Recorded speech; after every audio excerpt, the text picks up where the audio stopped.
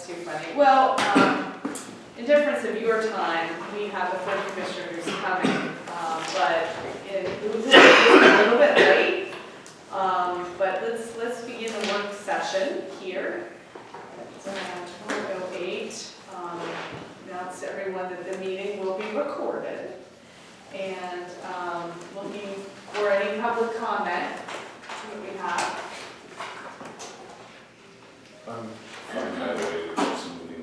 That's what I was thinking, yeah, so maybe we'll take a look at the agenda with new items, and instead of opening the bids for the TAC-10, we'll ask for a presentation first by you guys. So Okay. you have Yeah, so we have the PowerPoint. I don't know if that would benefit or not. There's only a few slides, but I can open that up. yeah, it might take more time to turn on Yeah, equipment than it does for the slides. Yeah, that's fine. Usually I use my laptop to hook up the thing, but you'll just have to be really descriptive with your. It's just a few slides, would it be something that we could print? Would that? I mean, I don't even know if we need to. I can start a little bit while he Yeah. is pulling that up. So I'm Elaine Ivasa. I work for Sustainable Energy Fund. I started there in August. Sustainable Energy Fund is a nonprofit that helps make sustainability and sustainable projects accessible to the public. We have in-house loan programs to help with energy efficiency upgrades to buildings, new construction, et cetera. And then the CPACE program, which is the Commercial Property Assessed Clean Energy Program that you're now familiar with, obviously. And we administer that in counties across Pennsylvania who have been unable to approve the legislation. I'll pass it off. I think, maybe. You can keep talking, I'm listening. No. It's just this TV doesn't work unless you. Do you wanna go? Yeah, and Oh, there you go. yeah, I mean, I could just. Hey, Jeff. I could just have it up on the laptop too. I mean, that There would you work go. well. So. The easy way. But it's a small room, so I guess it'll work. But Yeah, fortunately, I brought my glasses, so I'm ready. so yeah, and my name is Brian Hillard. I'm with the St. Richard Fund. I've been with them. We're just beginning the CPACE presentation. Yeah. My name is Brian Hillard. I'm the Government Relations with the Sustainable Energy Fund. Primary role is to really get county signed up for board, as well as to kind of update them on the program and so forth. So as a recap, CPACE is an economic development tool. Allows property owners to shift the financial obligation of like an energy investment from the property owner to the property itself, in your case, through property taxes. So the expansion actually that was enacted last year, or earlier this year, allowed for a couple other uses. So traditionally, CPACE has been used for energy efficiency. Building wants to update their HVAC systems, update the lighting, the insulation, or whatnot. They want to install any kind of renewable energy, with solar panels. We've seen several projects already come through where people they just want to install solar panels on. I think we had one that they upgraded the roof as well. And we've seen a couple of like light industrial ones that have really taken advantage of that, so it's pretty good. Water conservation, so if they want to install like low flow faucets or urinals, toilets, stuff like that, shower heads. But what the expansion allows is for indoor air quality measures. So now if especially in this in this era or whatever like that, the appreciation of indoor air quality has been much more pronounced. So indoor air quality is also included with CPACE. They increase ventilation, stuff like that. Sometimes there's an energy penalty for that, but they have some really efficient systems. We actually have a heat exchanger. We've been a ventilation system in our own building that's like 70% energy efficient, so there's very no energy loss in it. Also included is resiliency, and we've seen especially now, we've seen some of these rainstorms come through, some of the other events. So if flooding events are concerned with certain properties, they can use CPACE to make amendments on their property in that regards as well. Other natural disasters, so if there's wind damage, anything like that, so if there's any concern about the structural integrity of the building, with concerns with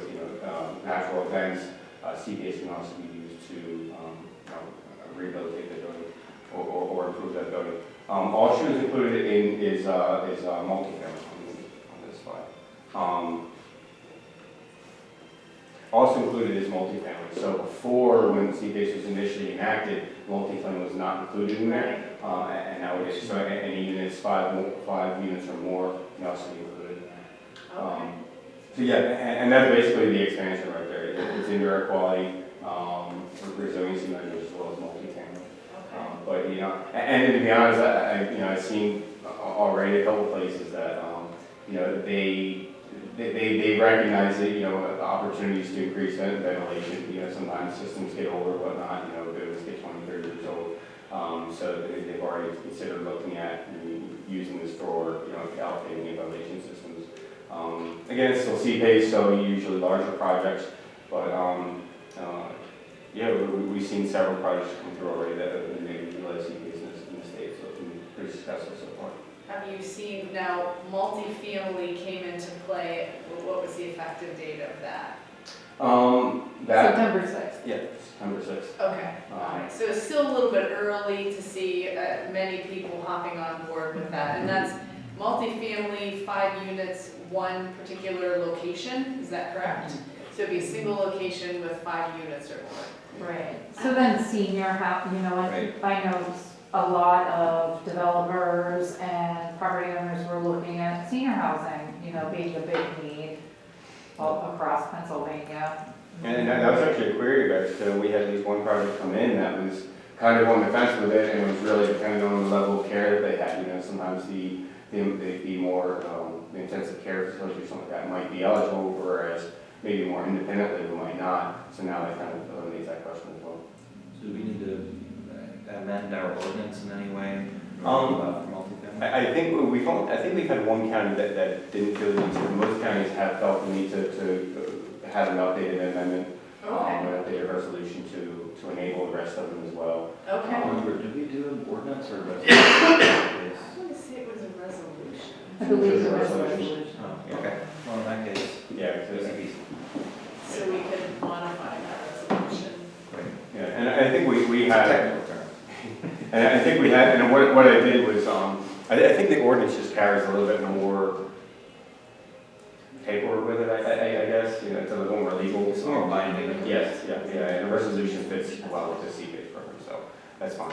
But I have included, and I did bring along the zip drive too, and I know we already have a proper agreement and the initial resolution, but I brought along the zip drive with, has an updated guideline, so we do have an updated guidelines that has the amendment onto it. And really, because of the timing of everything, that for the amendment, we didn't integrate it fully into the guidelines yet. We're in the process of doing that. Okay. What we did do was just tack it on together in the guidelines. So, but there is in the zip drive, I do have an amendment, like a draft amendment for the addendum. So you guys can kind of work off that if you want, for a resolution. But there is an updated set of guidelines in here. There is there's still the SLL template in there too.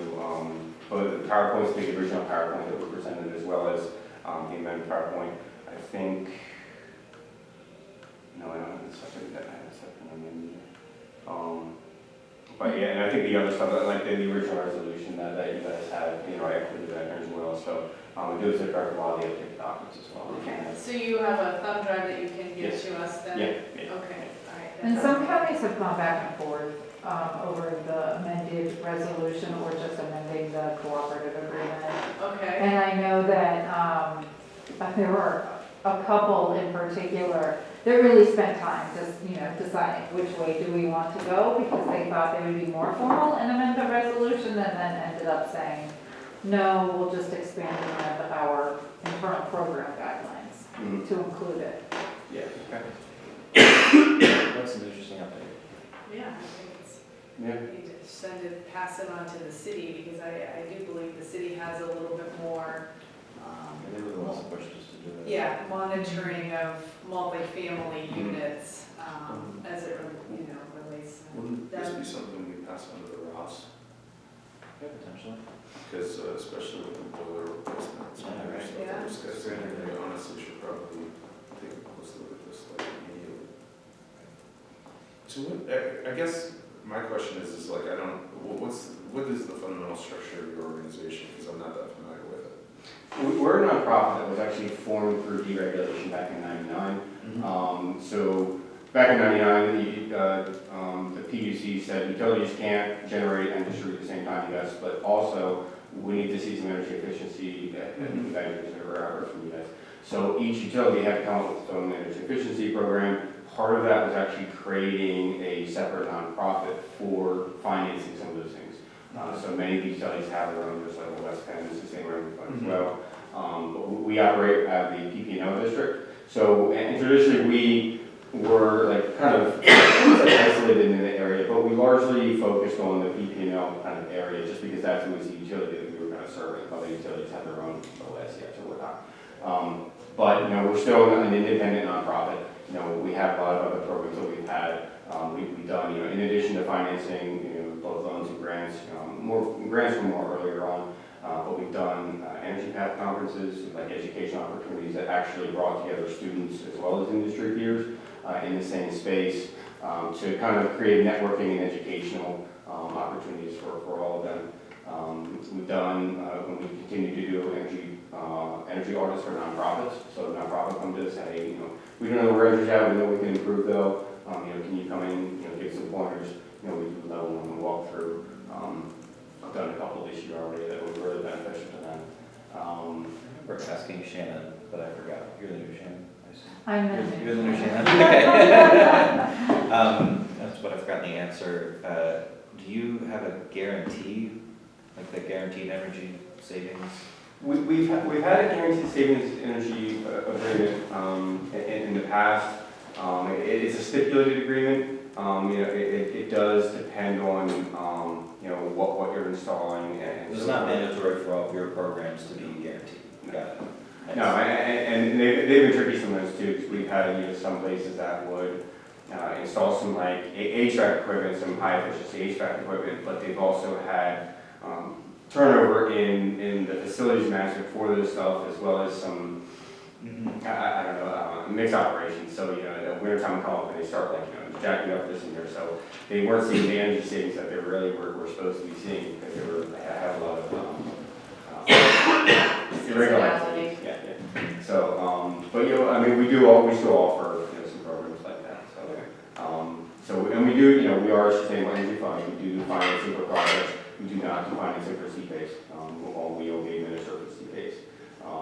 There are other entities out there that really better specialize in these kind of things, private entities. You know, there's a few of them that we're really familiar with, Naveen's and probably one of them, Pace Equity's another.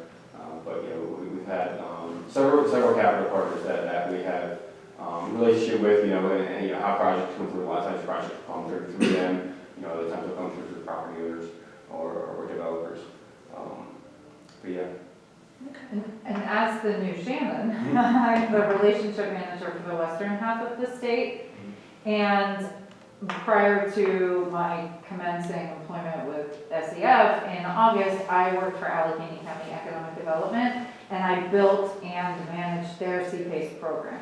So if you have questions along the way, like what did we think through, and then what did other even more closely sized counties to yours, because we spoke with, after we built our program, we spoke with other counties around us to say, you know, to answer their questions. So everyone's not constantly reinventing the wheel. And so you can say, okay, well, our treasurer's looking at how are we going to build this? And we could, you know, connect people with ours or, you know, Westmoreland counties or whoever, and then also say, these are the questions we asked. These are the 4 different ways we answered it. And if you can glean anything from that, terrific. And make the process just easier. Okay, sounds great. Yeah, and if you guys have any, you know, if you guys hear of any potential projects, any, you know, you guys have some developers or whatnot, you know, anything you'd like to, you know, you'd like to help us, you know, educate them or answer any questions or whatnot, you know, you can reach out anytime. You know, we're always happy to help out. We actually like these opportunities. You know, we've had several times we have, you know, some of this what project come in beforehand. they went earlier that they had questions about it, they reach out to say, hey, what do you think for this? And sometimes we'll say we'll work with projects too. We projects that and if they're not sure, how they're going to what would you say here or whatnot, they can shoot us an engineering report earlier on. So yeah, if you guys have anything, please feel free to reach out and we can help develop them. So. Okay, that sounds interesting. Very good. Oh, one question that has come up, can CPAs be used with different tax credits through the Inflation Reduction Act? Yes, it can be used with tax credits. I know some people thought it was an either or. It fits well in a capital stack and with other financing tools as well. So I just want to make sure. Let us know. Okay. Well, thank you. Very Thank you very good. much for your time. Thank you for your Appreciate it. time, yes. Yep, so we will be putting forth a resolution, I guess, for that modification. Is that what we're doing? That sounds good. Is there any reason not to? Okay. All right, so we go back to the items here. Back to the top is opening bids for the 2023 tax anticipation.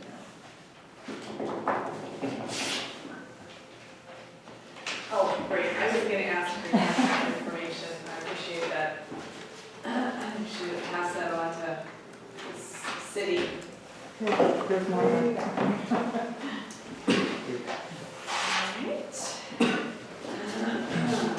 Say, not as favorable as last year. Erie Bank.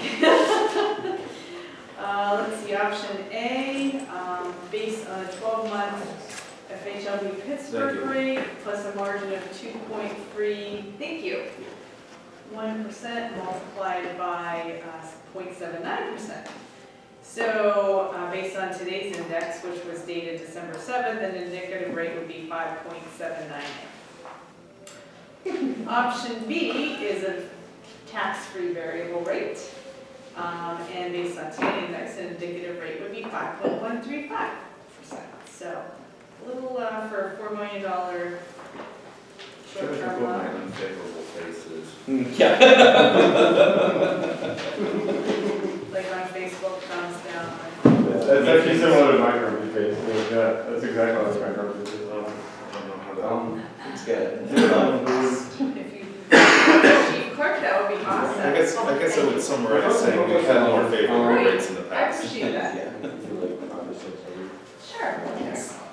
Maybe even like you're talking about the city, you could pass, a couple. Yeah, I think that would be very Absolutely. wise. Like an interloan fund transfer, so.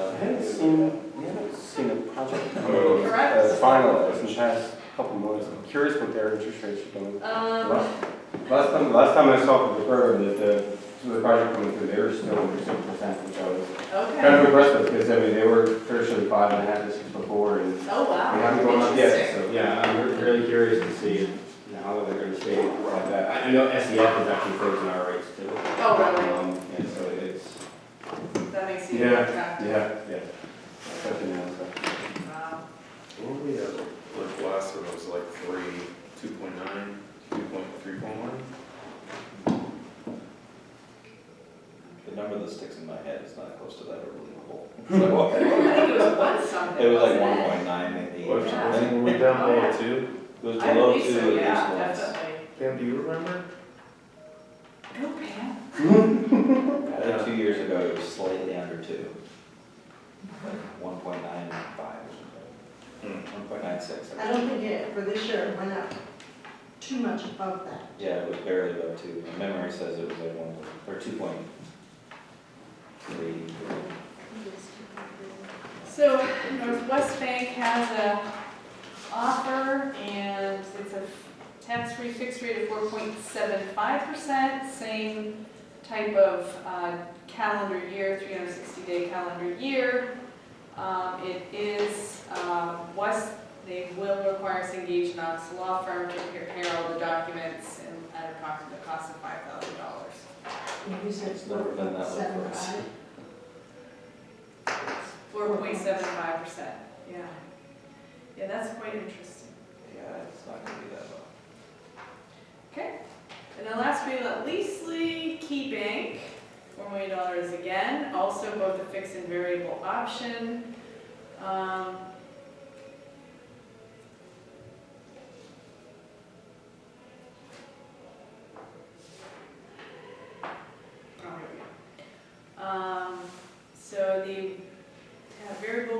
option right now would be based on the market closing, when this proposal was 4.671%. And then the fixed rate option, locking in by the 15th of December, would be 4.65%. And the lender will pay the fee for outside legal counsel. So, Okay. it's interesting. So I'm gonna share those with Lisa if you wanna do an evaluation of those. There's a few different terminologies in there that probably need to take into consideration when we make a decision. Okay, all right. Nothing more there. Then the next item on our list is Johnson Controls. We need a fire panel replacement. According to this courthouse, upgrade kit is $2,340, and technician labor and travel for 8 hours would be $1,656, for a total payment of $3,996. Did we budget this? Do we remember? I don't recall that at all. No? Okay. Now, this came up with the panic button situation, Okay. and All right. our panel is obsolete, and they're getting to the point they can't even hardly connect to it. Okay. It's So definitely it's time got to fix be it. done. Okay, very good.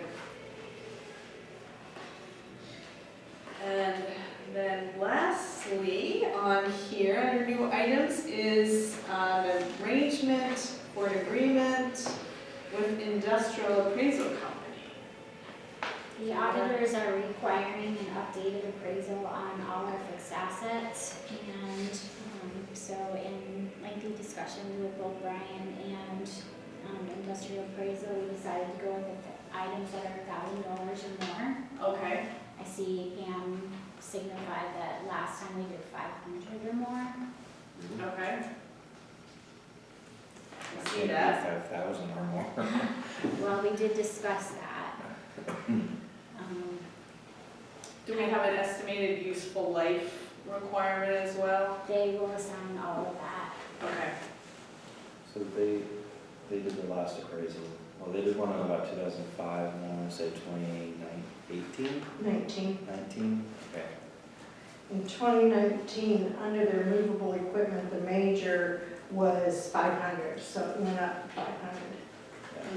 Well, honestly, that still sounds pretty low to me. The annual service fee in 2019 was $350, and it went up to $360. Well, it's about that time. Yep, so, yeah, particularly if the auditors are now required. Well, yeah. It's like, sometimes things you see in choices are not choices.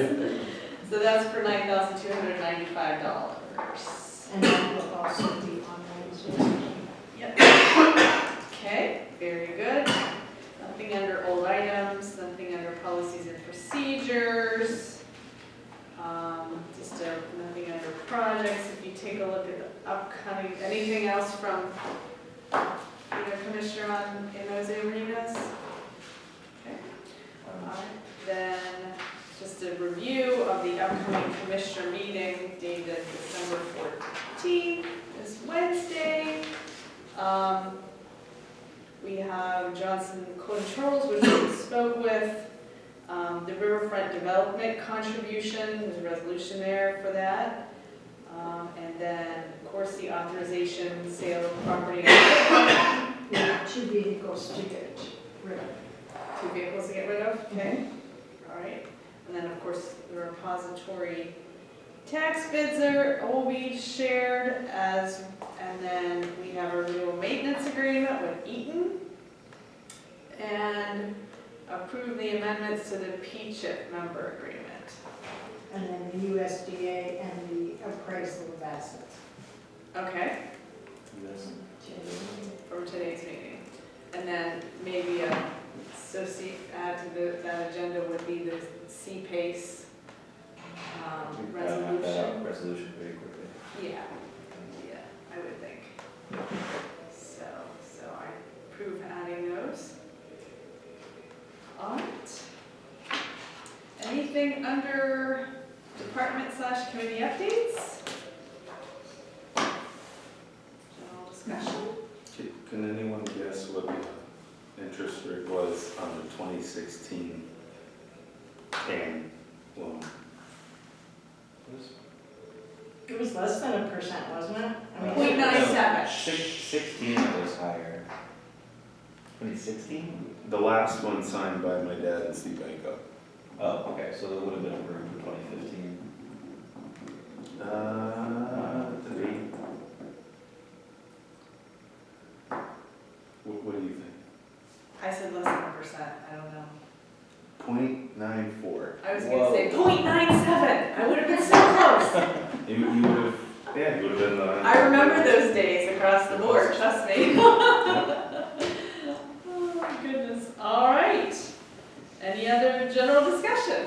I don't believe we have a need for an executive session, or do we? Okay. Very good. All that said, technically, we're talking about reassessment, at 1. right? That would be an executive session for legal work. Yes, for legal purposes. Yes. Thank you so much for coming today. Thank you. Glad that Thank you're you. going to have some expansion there. Hopefully there'll be some individuals, companies in Warren that will be interested in the program. Hopefully, yeah. We'll be sure to get some, whatever publicity we can out. And do we can to network some trade, trade associations and so forth, so hopefully we'll get some word out and, Yeah, it'll come to that. very good. Great. Yeah, thank you for having us. Absolutely. Thank you for the opportunity to come out, this is a cute little town.